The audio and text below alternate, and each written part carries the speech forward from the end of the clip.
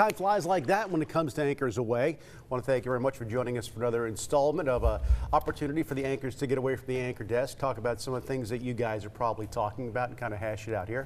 The panel, as usual, Ashley Ketz, Mallory Brooks, and Chief Meteorologist Keith Monahan. Guys, thanks very much for joining us. Glad to be here. Want to take a look at what's on deck real quick for today. We're going to talk about the Jussie Smollett incident that happened in Chicago. Everyone's talking about this. As soon as it hit social media, there was an actual media frenzy. I mean, every broadcast outlet, everything online from Twitter to Facebook to everything else was going crazy about what had happened. We've learned now a bunch of things may or may not have happened. Also, we're going to talk about a movement in the state capitol for inmates to get paid, do the crime and then get paid for the time. It may be something that may actually make its way all the way down to you, the voter. And then we're going to talk about KRK.com. I got to tell you, when KRK.com first launched 100 years ago, it was one of those things where some things would get posted on there. Right now, it is just a smorgasbord of things that we produce sometimes just for KRK.com, like this broadcast, this webcast, and a lot of other things that are popping up almost weekly that you can find there. But anyway, guys, let's start with the Jussie Smollett thing. This is one of those things that, you know, when I was a kid, when we were all kids, we played that game telephone. And would start out at one end of the class, the teacher would say something like, the red dog is on the roof. By the time it got down to the last kid, it would be something like, you know, the chicken is in the cage with nowhere to go. and I always remember when I would always, what's the disconnect, you know, with that information? And this is something I've always wanted to do, so it's always something I carried with me. And it seems in this case, and correct me if I'm wrong, but Jussie Smollett, an actor on the show Empire, had told police that he came home, got roughed up, mugged by some guys wearing MAGA hats, and here's some of the stuff that's been reported. And also made some racial slurs. They actually put a noose around his neck. I think that some of the things they said too were anti-gay.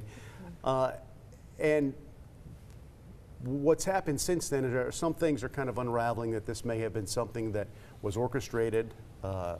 Chicago police are trying to look into all details on this, and it may be a situation at this point. This young fella's got some personal things he needs to iron out, but he brought in law enforcement, and whether there were some untruths told, then that certainly he's got something to answer to, guys. But the big thing was the media. I mean, once this hit social media, everyone took it for gospel, fact, and ran with it, and you know, it seemed to fit a narrative too that it was anti-Trump, it was anti-African American, anti-gay, and everyone on that side took this and said, "Look at how horrible this thing is," and look at what's happening to these folks, without anyone going back and saying, "No, wait a minute, let's find out what happened." You know, and I know, Keith, is social media and how it runs rampant. It's, you know, conversations we have all the time. Yeah, and you know, we're not the media. We're your local anchors.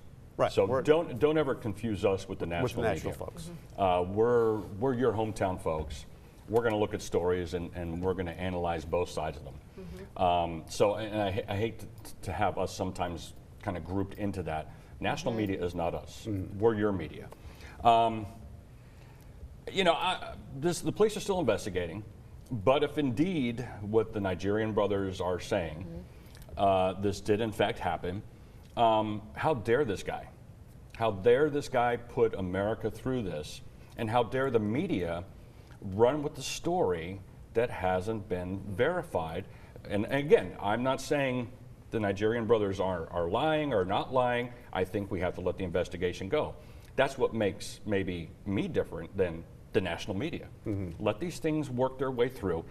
If you notice, this is the complete opposite of what happened to the Covington High School kids, where they paid the price for lies that were put out about them. And this is just the opposite. The media, and I'll say the national media, wants people to think that America is this place that they think it is.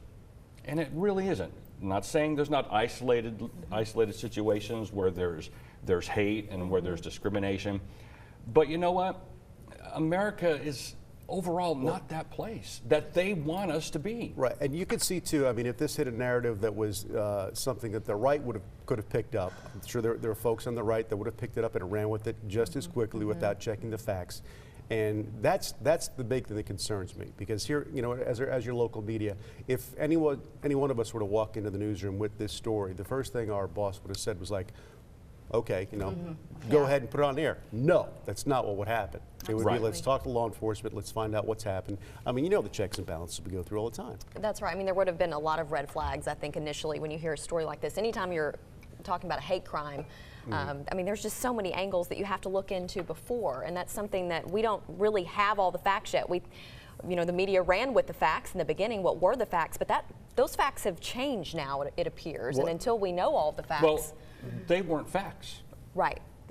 Those weren't facts. Those were allegations. Allegations From need to the be handled victim. from the victim. They need to be handled in a prudent way and let the police investigate everything instead of this constant. And I think what happened was irresponsibility with the information. And Mallory, you've seen this a lot of times too, where, you know, we have people who are running for president. We have people who are in public office. We have high-ranking people that take this information and just run with it too. I mean, there's a responsibility that you don't see on social media, where people see it and then they run with it as fact. And I think then, you know, then you have their supporters and everyone buys into it that it's gospel. And that's one of the problems, I think, you know, is where are the repercussions when these things happen. You know, you look at national media outlets that said this happened. Local media, we all went to journalism school. We were all taught you will be sued for libel. You will be, and you know, our assistant news director and news director, we talk often about attribution because we have been threatened with.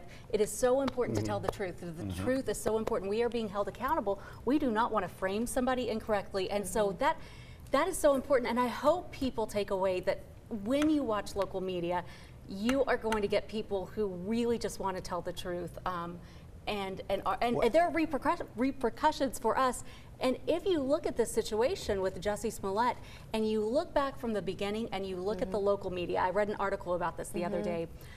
You look at the local media and the local Chicago reporters, there was a complete disconnect from what national media was saying and what the local reporters were saying. And they from probably the have beginning. sources on the ground there. Sources. Exactly. These are the people who work with Chicago police. Here in Little Rock, when there is a story, we have reporters that are always in communication with police and always know what's happening.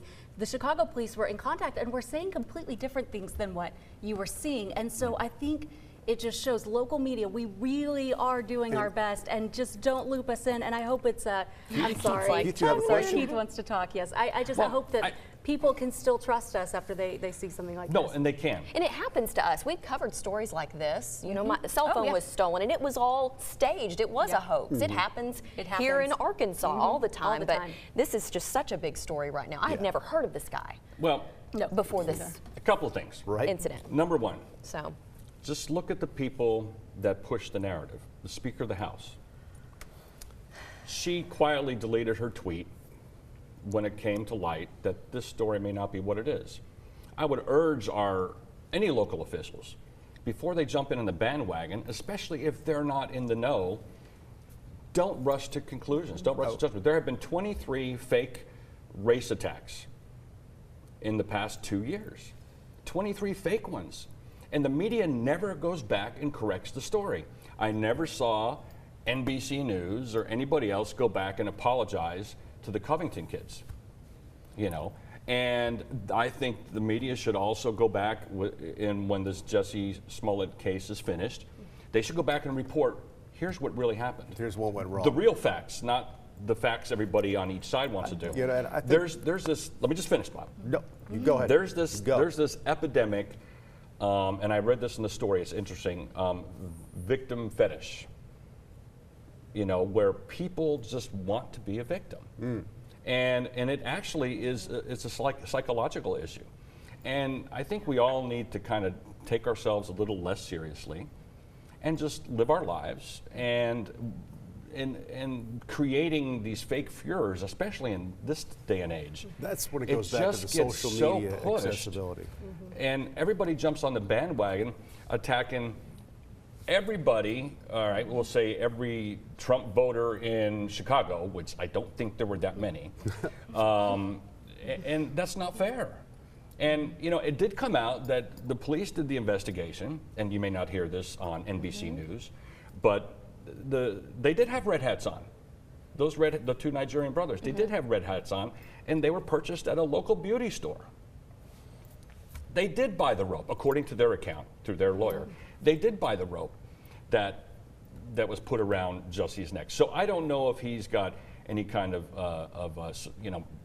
issues, mental problems, or he's under a lot of stress, but that's no excuse for dragging America and Americans through this stuff. And it only hurts, I'm sorry, Bob. No, go ahead. It only hurts the people who actually go through something. Yes. And then you want to believe people and feel for them and have that empathy. And then you never want something like this to be staged, because this only hurts and takes a step back of being there for the people that this happens to. You hate that. One other point I want to make is that there was a lot of outrage from like very high-ranking leaders, a lot of outrage I saw of certain media reports that said possible hate crime. And they said, this is not a possible hate crime, this is a hate crime. And if it happened, it is absolutely a hate crime, they're right. But if you have to understand the media, we have to say possible, because everything we get initially is always allegedly, possibly. We want to make sure all the facts are there. So never was anybody ever out doubting it was, hey, that is a 100% hate crime, as hateful as you can get, if it happened. But possible is the situation, and that's how the media is supposed to be acting at this point. Exactly. And that's what we're trying our best to do. And that's where, when it comes into the industry of being a gatekeeper with information, I mean, the responsibility for that is huge, because we know if something goes out there, it's going to affect somebody. And in the age of social media, you've got to think, and that's where I kind of want to bring things back. It's like, before you hit that retweet button, before you share something, you're part and parcel to the issue. It's like, you know what? I don't know anything about this really, and I'm just going to stay away from it. And go back to your own little Twitterverse and do what you do there. Whether it's just, funny cat pictures or whatever the case may be. Because that's what perpetuates this, because people now have access not only to the information, but also to the movement of it. And that's where it's like, just everything needs to take a step back. And then we get into a situation like this. Well, I want to reiterate what you said, Mallory. It is so important. People that make these false claims are hurting those that have real situations happen to them. How dare those people do that? And diminish the folks that do have terrible things happen, because what will end up happening is the boy that cried wolf. We're going to stop believing him. And I don't ever want us to get to that point. But the more you throw this racism around like it's not even a word, I mean, it has become so shallow a word. Diluted. Because if you disagree with somebody, somehow it works out where you're a racist. No, we just disagree with each other ideologically.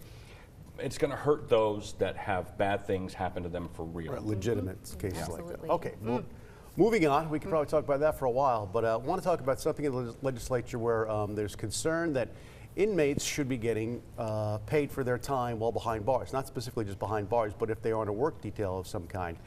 This is a situation, in some states they do this. They compensate inmates for the work that's done.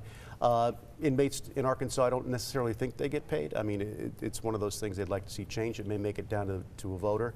I think it's one of those things, if you do the crime, you do the time, and that should be it. I had a friend of mine did some prison time, and he got paid 15 cents an hour.